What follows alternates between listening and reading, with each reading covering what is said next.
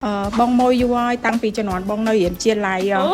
ចាំ20ឆ្នាំហើយដឹងទីមួយគឺគុណភាពការកញ្ចក់ទាំងដងល្អ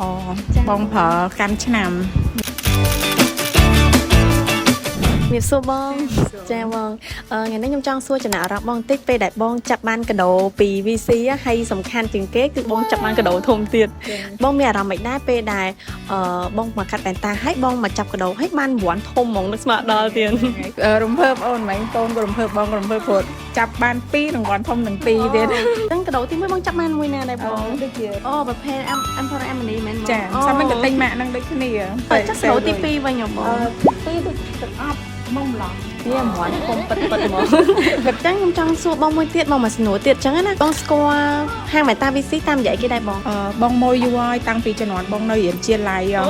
ចាំ20ឆ្នាំហើយដឹងចង់សួរបងមកសំណួរទៀតបើហេតុអីបានបងជាប់ចិត្តជាមួយនឹង VC ខ្លាំងទី1គឺគុណភាពការកញ្ចក់ទាំងដងល្អបងប្រើកាន់ឆ្នាំទី2ហ្នឹងគឺតម្លៃសមរម្យ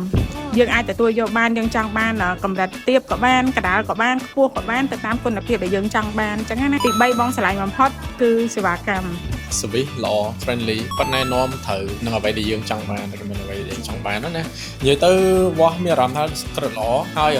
គាត់ណែនាំធ្វើមិនយើងបែបបន្តាអាចមើលច្បាស់ហើយយើង comfort ទៀតវាអត់ពាក់ទៅ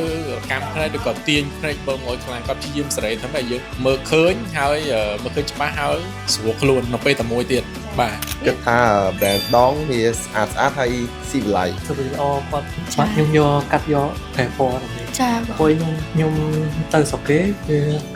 UV ខ្លាំងចាតែគេមានតែពណ៌ចង់មកពីប្រទេសក្រៅដែរបងបាទអូស្ត្រាលីចឹងបងមកហាងម៉ែតា VC Optic តាមរយៈ social media ឬក៏តាមបងប្អូនគាត់ណែនាំដែរបងដំបូងខ្ញុំមើលតាមក្រុមដែរ search ក្នុងក្រុមហើយមើល review តាម TikTok ចាចឹងអាចបានទឹកអប់មួយទៅអូស្ត្រាលីវិញទៀតបានទាំងមែនតាបានទាំងទឹកអប់ចាបងចឹងអរគុណច្រើនខ្លាំងមែនតើបងអរគុណបងចាអរគុណ